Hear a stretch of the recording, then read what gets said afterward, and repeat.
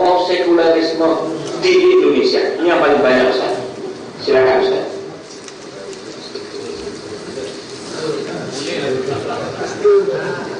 Tokoh sekuler di Indonesia banyak. Susah kalau disebutkan satu-satu. Sangat banyak. Sebagian dari mereka sudah mati, sebagian dari mereka masih hidup. Yang masih hidup tadi saya sudah kasih tahu ciri-cirinya. Bagaimana mengetahui orang sekuler? Jelas. Mereka mengatakan Islam di masjid. Di masjid aja, di masjid sholat, puasa, zakat. Tapi kalau masalah yang duniawi, masalah ekonomi, masalah politik, masalah lain sebagainya, tidak perlu urusan Islam, nggak usah diajak-ajak Islam. Ya. Ya. Kemudian di antara tokohnya, nama-namanya ya disebutkan banyak tokoh-tokohnya. Di antaranya adalah orang-orang yang menghukum yang memegang kekuasaan di negara. Jadi kita sebelumnya sebagian juga mengarang untuk memakai jilbab. Kemudian juga di antaranya yang sudah meninggal, Khalis Majid yang sangat terkenal. Ya, Gus Dur juga terkenal. Ya, itu sudah tidak perlu dijelaskan lagi, itu sangat jelas. Kemudian Harun Nasution, tokohnya juga. Kemudian tokoh-tokoh liberal tadi.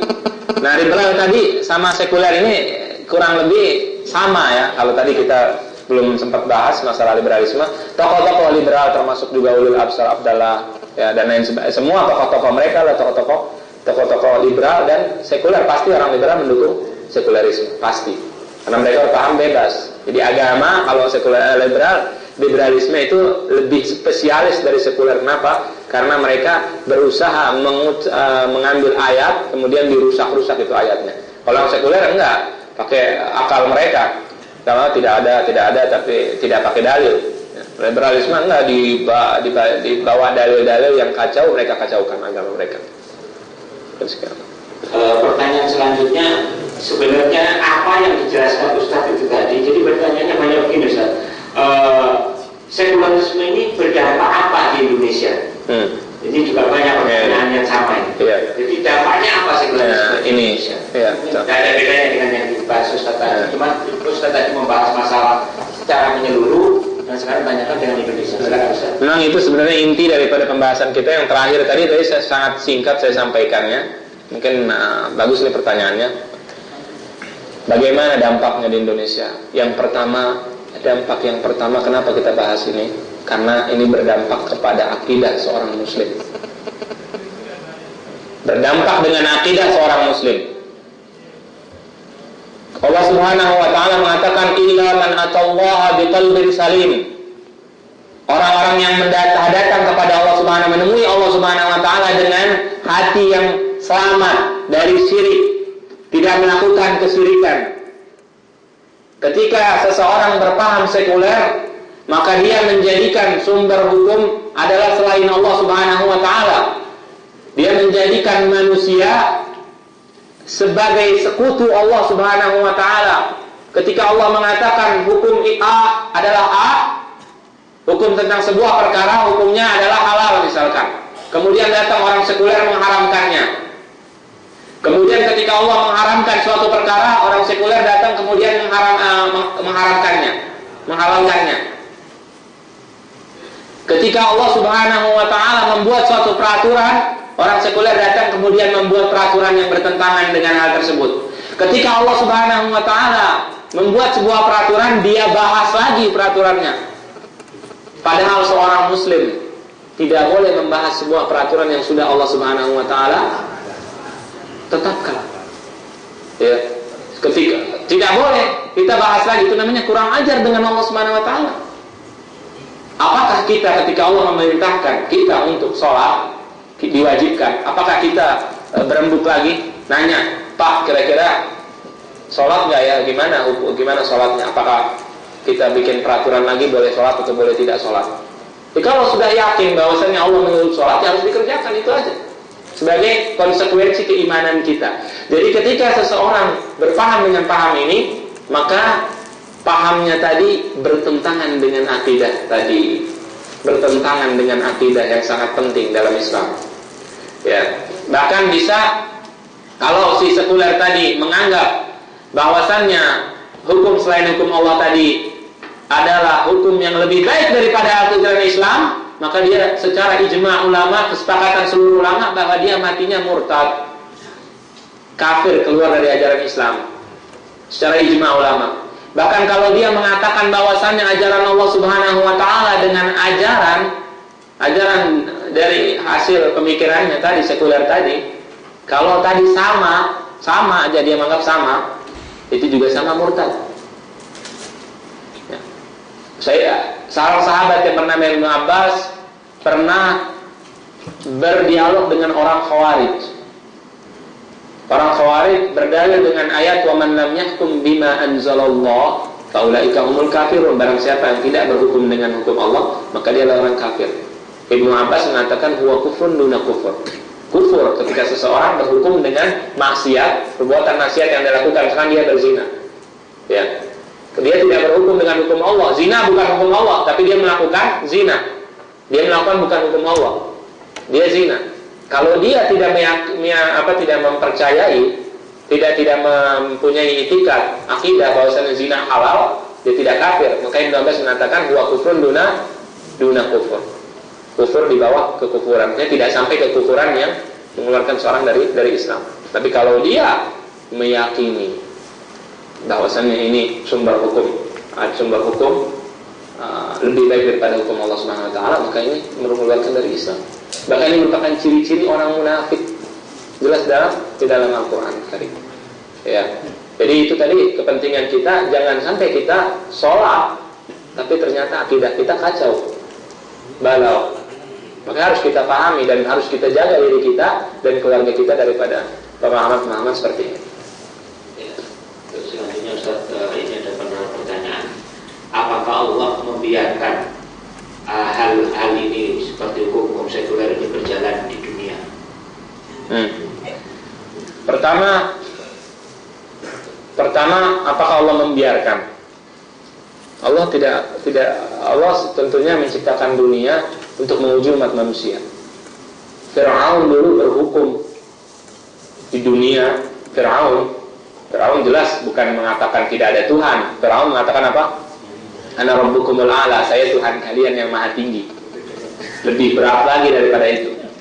Sampai Nabi Musa udah nggak sabar, Nabi Musa berdoa kepada Allah Subhanahu wa taala, Rabbana tumis ala amwalihim washdud ala qulubihim fala yu'minu hatta yarawul 'adzabal alim. Qala qad ujibat da'watukuma fastaqima. Allah di dalam Al-Quran Allah mengatakan Nabi Musa berdoa kepada Allah, ya Allah hancurkanlah harta mereka. Mereka disumpahi oleh Nabi Musa karena sudah saking parahnya itu Fir'aun, didakwahi tapi nggak mau dengar. Kemudian Allah mengatakan telah dikabulkan doa kalian Nabi Musa dan Harun telah dikabulkan. Qala qad ujibat da'watukuma.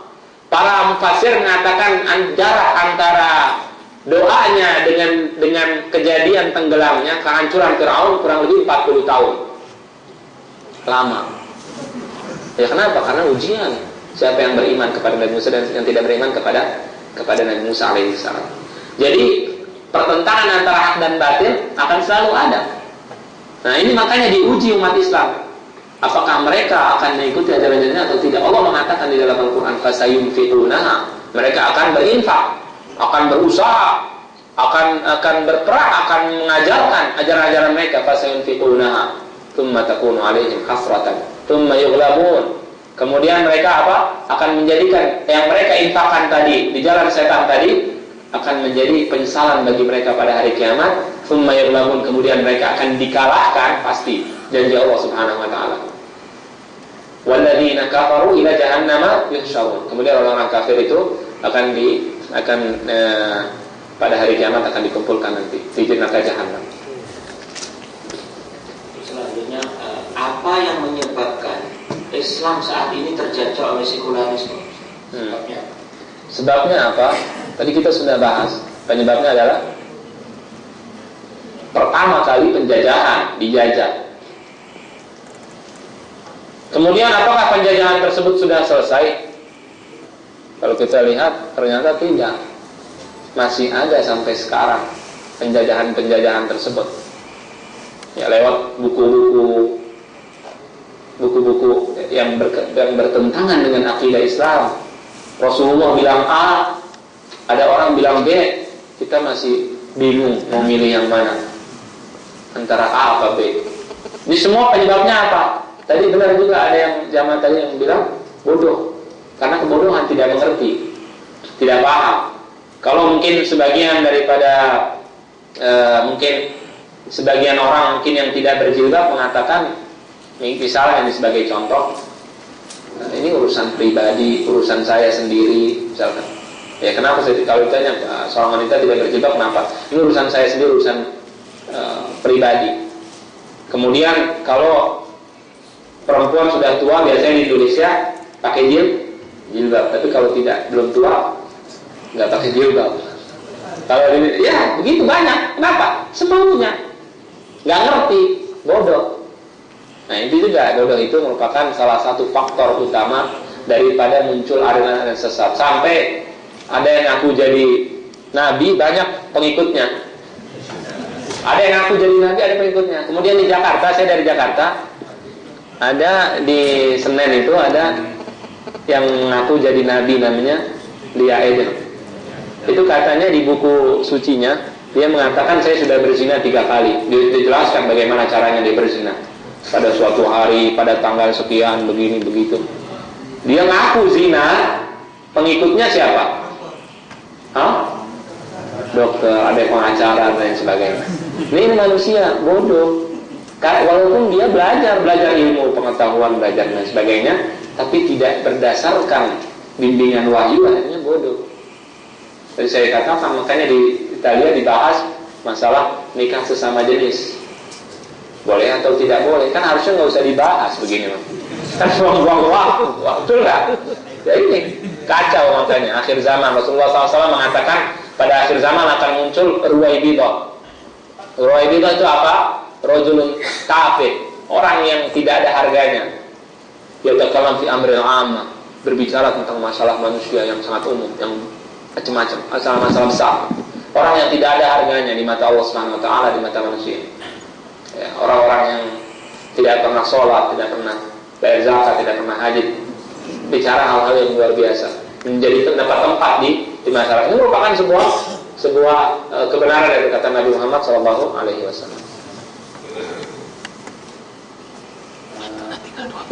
Selanjutnya, apakah dengan mengikuti partai yang berasaskan Islam di Indonesia adalah termasuk dari pemikiran sekuler? Partai yang berasaskan Islam. Nafas Islam. Allah berfirman dalam Al-Quran, Ya ayyuhalladzina amanu udkhulu fis-silmi kafah. Wahai orang yang beriman, masuklah ke dalam agama secara kafah.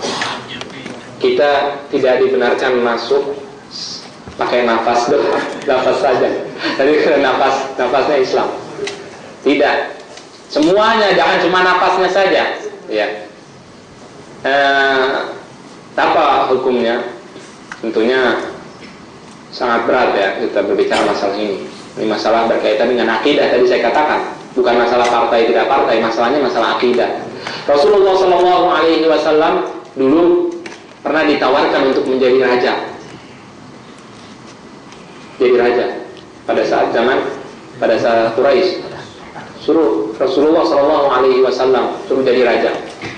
Kalau yang kau wahai Rasul SAW, kata orang kafir, kau Muhammad ingin dengan dakwahmu ini ingin menjadi raja, maka kami akan menjadikan engkau raja bagi kami. Ini dalam sejarah Arab. Dalam sejarah Arab, kalau kita paham sejarah Nabi pada saat itu, sejarah Arab pada saat itu, kalau kita paham keadaan umat orang Arab pada saat itu, kita akan mengerti tawaran ini tawaran yang sangat luar biasa hebat. Kenapa? Karena orang Arab pada saat itu adalah orang yang tidak memiliki raja. Tidak ada sejarahnya di Mekah, tidak ada raja di Mekah. Jadi mereka, sistem pemerintahan mereka adalah sistem kabilah. Ada para kabilah, mereka berkumpul. Makanya terjadi perang kabilah di mana-mana. Tidak ada raja orang Arab, kecuali Al-Arabul Qasasina. Tapi kalau orang Arab yang ada di Mekah tidak ngerti tentang kerajaan. Tidak mungkin seorang pemimpin dari kabilah bisa menjadi pemimpin di kabilah lain, tidak mungkin, mustahil. Tidak mungkin. Masing-masing kabilah punya raja atau petinggi daripada kabilahnya. Kemudian mereka sepakat untuk menjadikan Rasulullah SAW sebagai raja. Rasulullah SAW apa jawabannya? Menolak, tidak mau masuk kepada sistem tadi. Kemudian Rasulullah SAW di dalam dakwahnya ketika beliau pulang dari Taif, dilempari batu. Tidak ada yang beriman selama 3 tahun Rasulullah berdakwah, tidak ada yang beriman kecuali seorang laki-laki bernama Mirda, seorang Nasrani. Selama 3 tahun tidak pernah beriman. Itu keadaan yang sangat parah pada saat itu. Tidak ada yang beriman sama sekali. Rasulullah dakwah di Mekah sudah tidak ada yang mau beriman di Mekah. Orang Mekah sudah bosan dengan ajaran Nabi Muhammad, dengan dakwah Nabi Muhammad SAW.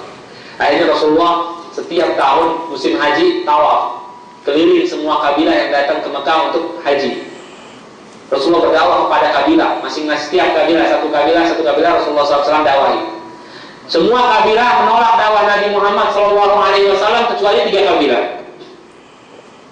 Pertama adalah kabilah Bani Amir. Ketika dia melihat orangnya sangat pintar, kepala kabilahnya suku Bani Amir sangat pintar.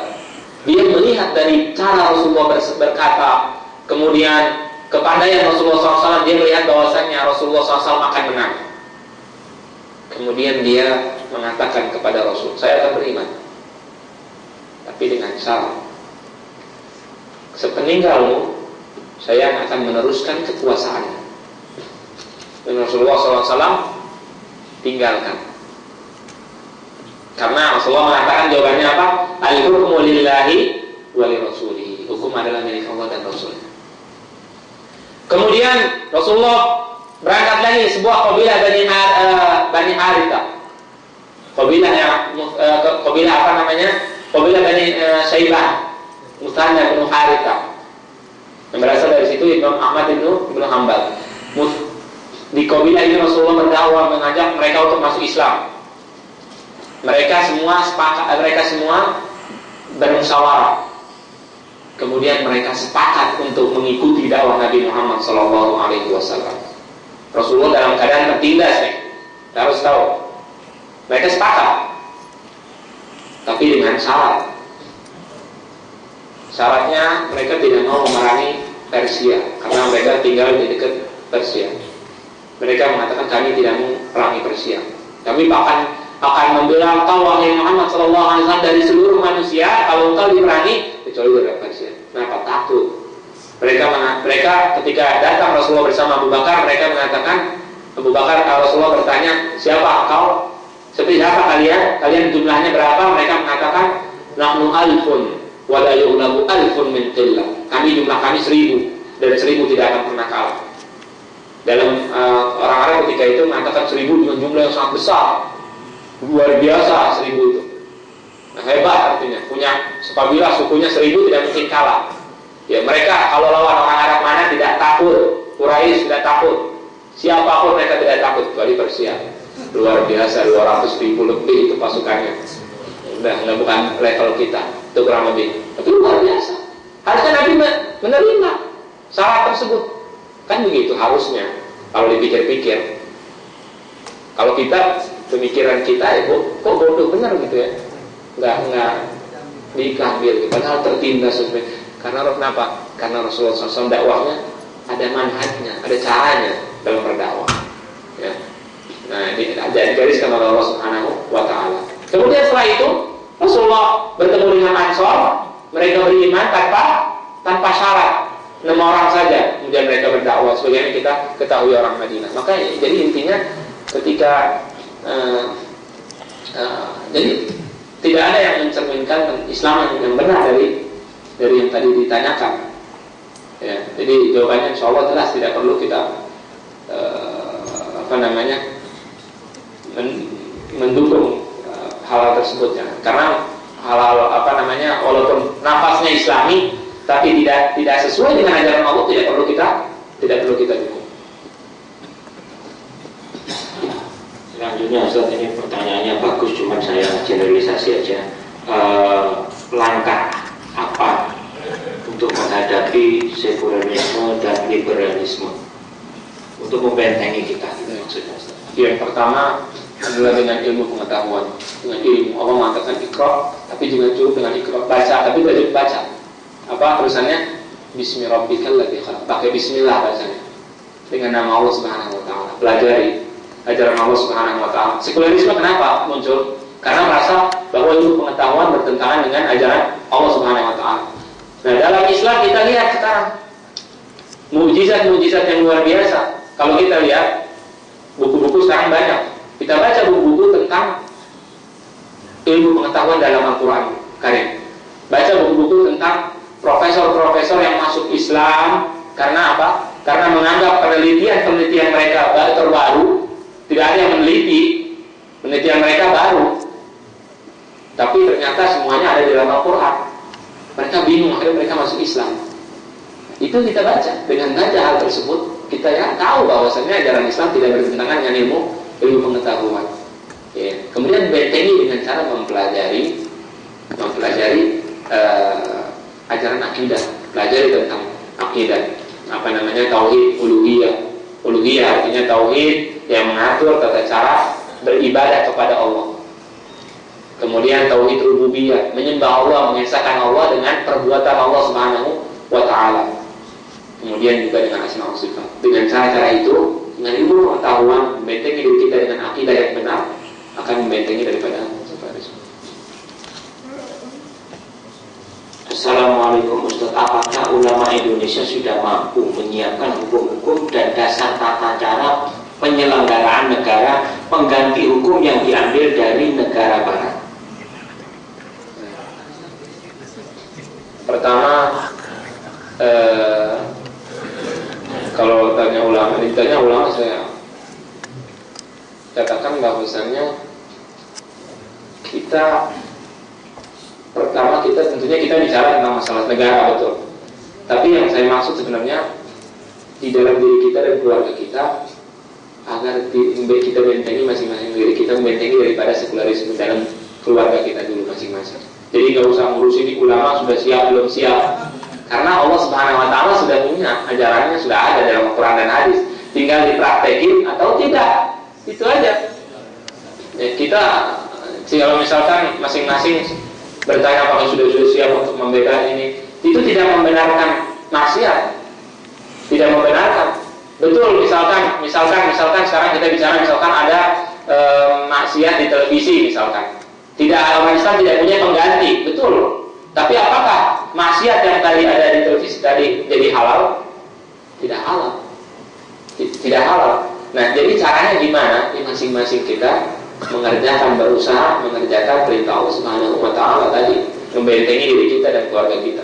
Jangan sampai kita meyakini memisah-misahkan antara ajaran agama dengan ajaran dunia. Kita menganggap bahwasannya sebagian ajaran boleh ditinggalkan.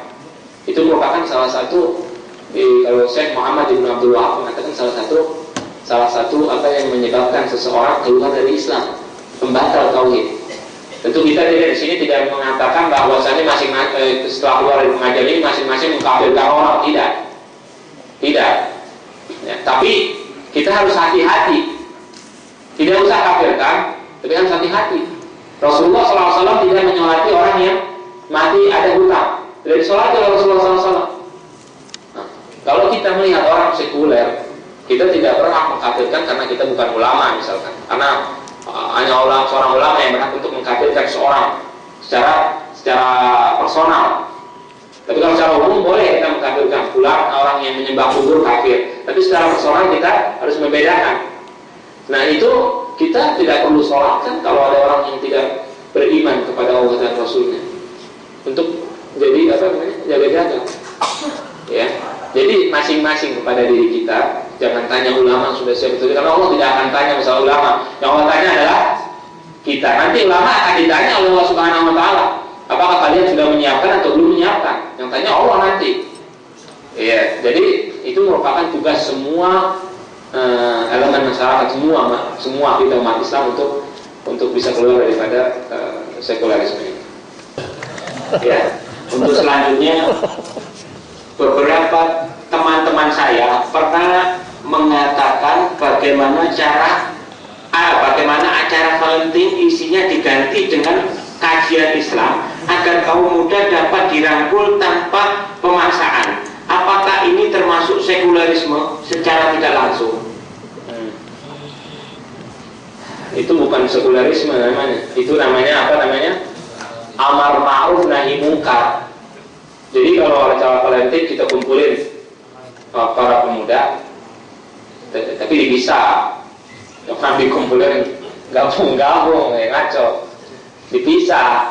Kan saya sudah jelaskan tadi jawab pertanyaan bahwa kita ketika beramal melakukan suatu perbuatan harus sesuai dengan cara yang digariskan Allah dan Rasulnya. Tidak bisa saya dengan dalih berdakwah menghamili seorang wanita Kristen dengan tujuan untuk memasukkannya, menyelamatkannya dari kesyirikan, boleh nggak? Nah, boleh. Kenapa? Nggak sesuai dengan ajaran Allah dan Rasulnya. Dan pasti akan akhirnya kacau. Akan kacau dan dia tidak akan tidak akan lupa dengan tujuan dakwahnya. Itu kalau benar dakwahnya. Jadi kacau. Jadi begitu juga dengan ini, asal dengan tujuannya untuk memberitahu makanan itu haram dan sebagainya, ya itu malah wajib menjelaskan dengan cara yang baik, berhikmatul mau'izatul hasanah. Tapi sesuai ajarannya. Di tanggal 14 kita misalkan adakan acara pengajian judulnya tentang masalah sekularisme. Valentine. Hukumnya bagaimana? Tapi dipisah antara laki dengan perempuan, bagus. Namanya amar ma'ruf nahi mungkar. Kalau udah selesai, nggak ada acara Valentine dengan lagi, ya udah tinggalkan acara tersebut. Gitu. Ini pertanyaannya bagus, Ustaz. Sejak kapan perubahan Alkitab dari aslinya? Tahun berapa? Dan siapa yang merubahnya? Apakah sanksi dari pemerintah yang berkuasa pada saat itu? Adakah sanksi dari pemerintah yang berkuasa pada saat itu? Allah berfirman di dalam Al-Quran, ghairil maghdubi alaihim waladhdallin, surat Al-Fatihah. Allah berfirman, orang sesat dan orang yang dimurkai, Yahudi dan orang Nasrani dan orang Yahudi dan orang Nasrani. Yang dimurkai orang Yahudi, kemudian orang sesat orang Nasrani. Mereka merubah ajaran mereka kalau dari kapannya, ketika Nabi Isa diangkat oleh Allah Subhanahu Wa Taala, mereka tidak ada yang hafal Alkitab, ya, tidak ada hafal Alkitab tadi, Injil tadi. Allah mengatakan bimastuhfidu min kitabillah. Jadi mereka disuruh menjaga kitab mereka, Injil mereka. Sedangkan dalam Al-Quran, inna nahnu nazzalna al-Quran wa inna lahu lahafizun. Kami yang menurunkan Al-Quran dan kami yang akan menjaganya. Allah yang menjaga Al-Quran. Beda dengan orang Kristen. Jadi pencatatan pembukuannya ratusan tahun setelah Nabi Isa diangkat oleh Allah Subhanahu Wa Ta'ala. Setelah ratusan tahun baru mereka cari yang hafal mana, yang ini mana dan sebagainya. Kemudian perubahannya itu perubahan yang sistematis dari zaman dahulu kala. Makanya kalau kita pelajari sejarahnya, dulu orang Romawi bukan orang Kristen, orang Eropa bukan Kristen. Ajaran Kristen pindah dari timur ke barat. Ya, kalau kita pelajari pada tanggal 1 Januari tadi, masalah tanggal tahun baru ya, Masehi, itu banyak kekacauan, perubahan-perubahan di situ. Sampai mereka rubah tanggal dirubah. Dari tadinya tanggal 5, akhirnya 4 berubah menjadi tanggal 15. Jadi malam mereka tidur tanggal 4, besok pagi diumumkan oleh kerajaan tanggalnya jadi tanggal 15. Jadi kacau, perubahannya sangat kacau sekali. Mereka rubah. Sampai sekarang tanggalan yang sekarang kita pelajari, yang kita ada sekarang tanggalan kita, Desember artinya apa? 10, bukan 12, padahal bulan 12. Itu perubahan. Mereka rubah-rubah. Itu dari bahasa Romawi. September artinya 9. Jadi kacau.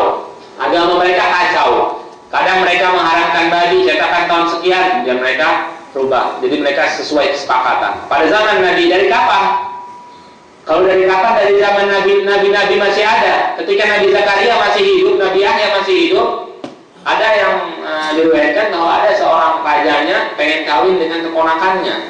Akhirnya nanya fatwa kepada Nabi Zakaria dan Nabi Yahya, bagaimana? Boleh tak? Ya nggak boleh. Kemudian Nabi menjawab tidak boleh.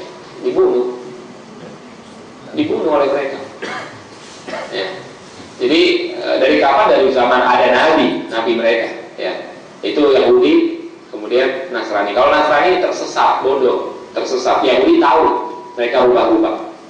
Ya, itu kurang lebih tentang perubahan. Sampai detik ini mereka suka revisi kembali. Kemudian mereka tidak punya bahasa asli seperti Al-Quran. Kita sekarang baca Al-Quran, alhamdulillahirobbilalamin, ada terjemahan. Besok ada yang mau meralat apanya? Terjemahan, bukan Al-Qurannya. Makanya terjemahan bukan Al-Quran. Terjemahan bukan Al-Quran, cuma terjemahan arti daripada Al-Quran tadi. Iya. Kalau Kristen tidak, nggak tahu bahasa asli di mana, berubah ke bahasa Indonesia. Ini salah terjemahan, berubah, kacau akhirnya. Dari halal jadi haram, dari haram jadi halal. Itu tadi kurang lebih. Ya, jadi perubahan bahasa ke bahasa memang berpengaruh ya. Jadi umumnya dari bahasa Belanda diterjemahkan ke bahasa Inggris, bahasa Inggris ke bahasa Indonesia ke bahasa Jawa, itu udah berubah banyak itu. Tambahkan sedikit, salah satu ayat yang salah seorang pernah berbicara masalah ini adalah ayat qul afaghirallahi ta'muruni a'budu ayyuhal jahilun. Katakan, apakah selain Allah kalian perintah aku atau kalian suruh aku untuk menyembah, wahai orang-orang bodoh. Kata-kata bodoh di sini jahil artinya bodoh. Bisa diartikan. Kemudian kalau kita lihat terjemahan bahasa di agama atau departemen agama, di situ tulisannya tidak berpengetahuan, tidak berilmu dan lain sebagainya. Ini kata-kata ibadah di sini ada perbedaan, ada penafsiran di sana, ada tafsir-tafsir selain departemen agama, ada perbedaan di situ. Sebagian salah seorang ulama pernah membahas masalah ini. Tapi yang dibahas adalah terjemahannya, apa kata-kata ibadah maksudnya. Ini salah terjemahannya, bukan ibadahnya yang salah. Itu terjemahannya yang salah. Itu contohnya. Pengaruh sekularisme itu bisa merubah tata ayat-ayat. Iya. Kristen iya. Merubah ayat-ayat Kristen. Kemudian dalam Islam merubah ajaran Islam dan membuat seorang Muslim tidak mau munafik, tidak mau. Kita dalam sholat mengatakan inna sholati wa nusuki wa mahyaya wa mamati lillahi rabbil alamin. Kehidupan kita untuk Allah SWT, kematian untuk Allah SWT. Tapi percaya sekuler, ya berarti kan bohong. Kan benar nggak? Sholat orang sekuler, misalkan kita sekarang kita bayangkan orang sekuler sholat Allahu Akbar, Allah Maha Besar. Ketika datang hawa nafsunya, dia besarkan hawa nafsunya daripada ajaran Allah. Kemudian dia baca inna sholati wa nusuki wa mahyaya wa mamati lillahi rabbil alamin. Sesungguhnya hidupku, bersumpah, matiku, inna sholati, sholatku, wa nusuki, pengorbananku, bayangkan pengorbanannya, wa mahyaya, kehidupanku, wa mamati, dan kematianku lillahi rabbil alamin, hanya untuk Allah, Rabb semesta alam. Prakteknya akidahnya tidak percaya. Akidah dia, kepercayaan dia tidak percaya kepada ajaran Allah dalam masalah duniawi. Kalau masalah akhirat silakan, nggak masalah. Masalah dunia tidak. Memang sudah kacau. Memang suka nyeleneh kena virus ini sudah kena virus, harus hati-hati. Mereka memang harus kita hati-hati. Harus kita hati-hati dan harus kita jaga. Bahkan saya pernah sholat di sebuah masjid di Jakarta dulu. Itu sudah masuk ke masjid-masjid, mereka bikin cetak buku mengajarkan pluralisme. Ajaran apa? Semua agama sama. Semua agama sama. Katanya semua agama sama. Kenapa? Allah bilang tidak sama, mereka bilang sama. Allah bilang tidak sama. Jadi di buku itu mereka buat gambar kartun. Ya, dibikin gambar kartun. ketika seorang muslim digambarkan seorang muslim itu fanatik, ya, kemudian dia berbicara tentang masalah orang Kristen dan sebagainya, mereka orang kafir. Temennya bilang, wah kamu terlalu fanatik. Orang Kristen, orang kafir dibilang fanatik. Kafir artinya apa? Mengingkari. Allah mengatakan di dalam Al-Quran Al-Karim, laqad kafara alladziina qalu innallaha huwal masiih ibnu Maryam. Laqad kafara alladziina qalu innallaha thalithu tsalatsa, telah kafir, telah mengingkari orang-orang yang mengatakan bahwa Al-Masih dan Isa ibnu Maryam, ada Tuhan dan Isa Al-Masih alaihissalam. Kemudian juga orang yang mengatakan bahwa tiga adalah satu adalah tiga. Kalau Allah bilang dalam Al-Quran mereka orang kafir, itu tidak berkaitan dengan masalah toleransi. Toleransi kita toleransi dengan orang kafir. Tidak ketemu orang kafir kemudian kita tusuk, tidak. Ketemu orang kafir biasa, tidak kita rampok, tidak. Ya, tidak kita lihat gereja kemudian kita bakar, tidak. Tapi juga akidahnya harus kita jelaskan, akidahnya tidak benar. Akidahnya kafir, tidak. Mereka bukan orang Islam. Ya, harus jelas gitu. Nah, ini yang mau menyamakan antara ajaran yang benar dengan ajaran yang salah, itu kacau. Ya, itu sudah terkena pemahaman-pemahaman yang kacau.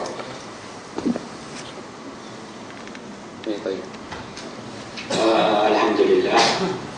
Ada memang, sekali lagi saya mohon maaf kalau ada beberapa pertanyaan yang belum sempat terbaca, karena memang kita sudah jam 11:30 ini. Untuk itu kita akan akhiri pengajian ini. Semoga bermanfaat bagi kita dan kita akan jauh lebih jelas dan mengerti, memahami apa itu sekularisme dan apa bahayanya, sehingga kita bisa berhati-hati siapa orang-orang yang terkena sekularisme dan bagaimana kita menghadapi mereka. Tadi Ustaz sudah menjelaskan, kita bentengi hidup kita dengan ilmu, tentu ilmu yang bermanfaat, ilmu yang berdasarkan agama. Kemudian kita bentengi akidah-akidah kita sehingga kita tidak mudah tergoyah oleh informasi-informasi baru yang berdalilkan dengan segala macam pengetahuan yang dasarnya bukan dari Islam. Untuk itu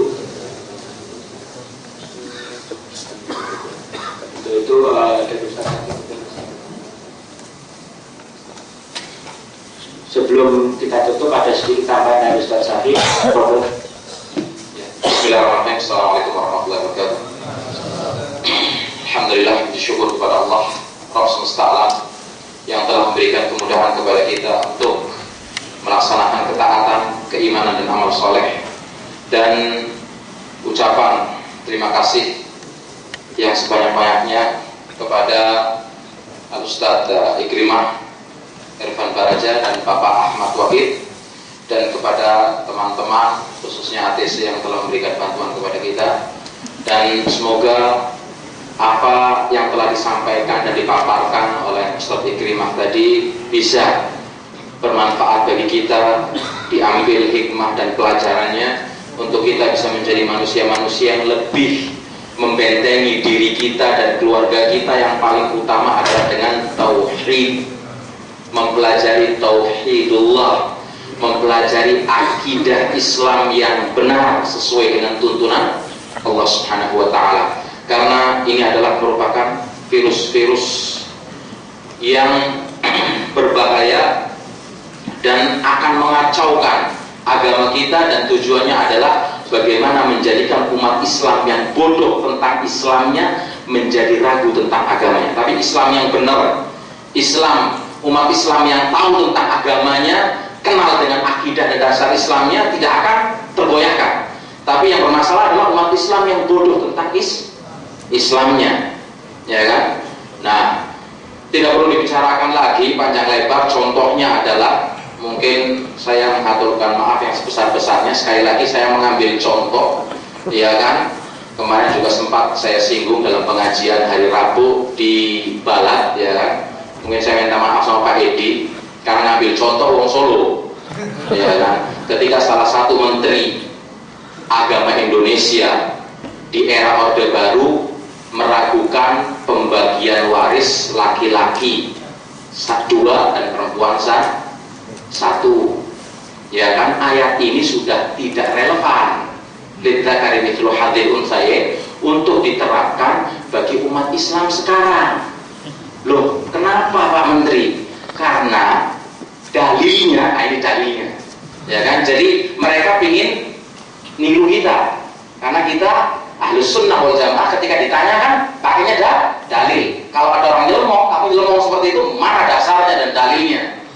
Nah, dia akhirnya nggak bisa ngomong, nggak bisa keluarkan dalilnya pakai wong Solo. Enak sekali. Contohnya dalilnya wong Solo. Kenapa emangnya wong Solo? Orang Solo kenapa? Orang Solo itu, kata dia, walaupun ini kedustaan ya, insya Allah setiap orang Solo harus marah ketika dengar ini, karena nggak benar.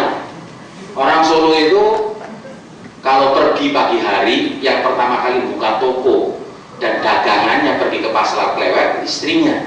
Sedangkan suaminya masih indekok di rumah. Jadi yang buatkan sarapan dulu ada apa disiapkan, kemudian berangkat ke toko, dibuka tokonya dan duduk, ya kan? Nah, siang harinya baru suaminya bangun, nggak langsung mandi dulu, nggak tahu sholat subuhnya, kemudian ngerek burung dulu, nyetakin. Sementara istrinya sudah kerja. Nah, ini kalau dibagi waris seperti ini kan laki-laki 2 perempuan 1 nggak adil. Tapi alhamdulillah ada kiai yang bantah ketika itu dengan bantahan yang singkat dan mengatakan yang harus diislamkan adalah wong Solo, bukan Islamnya Solo mengikuti wong Solo. Seperti itu. Nah, ini salah satu bentuk, ya kan, contoh yang menyebabkan umat Islam ragu terhadap agamanya. Dan banyak lagi contohnya. Innahu kana fahishatan wa sa'a sabila. Zina, sejelek-jelek jalan dan kerusakan. Dulu sejelek-jelek jalan, sekotor-kotor jalan. Tapi kan sekarang para pelacur sudah diimunisasi. Jadi hukumnya sudah nggak terpakai. Nah, umat Islam yang bodoh dengan hawa nafsunya, iya kan? Mereka mengatakan seperti itu, kita juga ikut-ikutan. Dan banyak lagi. Yang mungkin kalau umat Islam yang benar, yang lempeng akalnya, nggak konslet, ketawa dengerin. Ya kan? Walaupun umat Islam yang bodoh tapi masih benar akidahnya, dia akan ketawa. Dan yang lain sebagainya. Tapi semoga kita bisa menjadikan ini manfaat dan untuk mempertebal keimanan kita, akidah kita, baik keluarga kita, ya kan? Semoga kita bisa jadi manusia yang diridhoi oleh Allah dan tetap agama Allah akan menang. Wabillahi taufiq. Assalamualaikum warahmatullahi wabarakatuh. Saya kembalikan lagi kepada Ustaz. Ada sedikit tambahan dari Ustaz Primat Fadil Ustaz. Allah Subhanahu wa taala berfirman dalam Al-Qur'an, la ikraha fid din, tidak ada paksaan dalam beragama.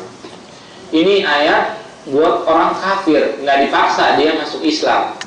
Kita orang Islam nggak boleh punya tetangga orang Kristen, misalkan kita paksa, ayo silakan masuk Islam misalkan. Kalau tidak masuk Islam, saya bunuh. Tidak boleh, dalam agama Islam tidak boleh maksa. Dalam agama Islam tidak boleh maksa untuk masuk Islam. Orang kafir tidak dipaksa untuk masuk Islam dengan kehendaknya. Mau masuk silakan, tidak masuk juga silakan. Tanggung nanti akibatnya di akhirat. Cuma yang salah adalah ketika mereka orang-orang sekuler, mereka berdalil pakai ayat ini. Jadi saya katakan ya, ini namanya akhir zaman, udah akhir zaman, aneh gitu kadang-kadang. Jadi orang-orang seperti itu bawa dalil, ada dalilnya dari orang Solo, ya. Dan ini ada dalilnya dari Quran juga. Mereka bilang tidak ada paksaan dalam beragama. Yaitu sebelum masuk agama. Kalau sudah masuk, berarti dia dipaksa, diwajibkan untuk sholat. Nggak bisa masuk agama, datang-datang ngacak-ngacak agama Islam, orang kafir masuk Islam, kemudian dia bilang saya dengan kata Allah atas nama kebebasan beragama karena la ikraha fid din, saya sholat subuh 1 rakaat. Boleh nggak? Saya atas nama kebebasan beragama, saya sholat 3 kali, tidak mau 5 kali. Tidak boleh, tidak benar. Jadi ajaran Allah Subhanahu wa taala tidak boleh kita beriman sebagian yang tidak sesuai dengan hawa nafsu kita tinggalkan. Ini berkaitan dengan masalah akidah keimanan kita. keimanan kita, bukan masalah-masalah biasa, bukan masalah akidah yang harus kita pelajari. Jadi tambahan tadi, kadang-kadang pakai dalil, kacau. Kita sudah akhir zaman, makanya harus sabar-sabar menghadapi manusia di akhir zaman ini. Memang Rasulullah SAW sudah bilang bahwa akan nanti akhir zaman ini banyak orang-orang aneh keluar. Rasulullah mengatakan sudah tahu senang. Kadang-kadang orangnya masih muda ngomongin masalah yang luar biasa, tidak berdasarkan wahyu, tidak berdasarkan daripada ajaran Allah dan Rasulnya. Ini harus kita hati-hati. Tadi saya ada pertanyaan juga, masalah sekularisme, dia memisahkan antara dunia dengan akhirat, atau dengan kata lain menyembah hawa nafsu. Sesuai hawa nafsu saya kerjakan.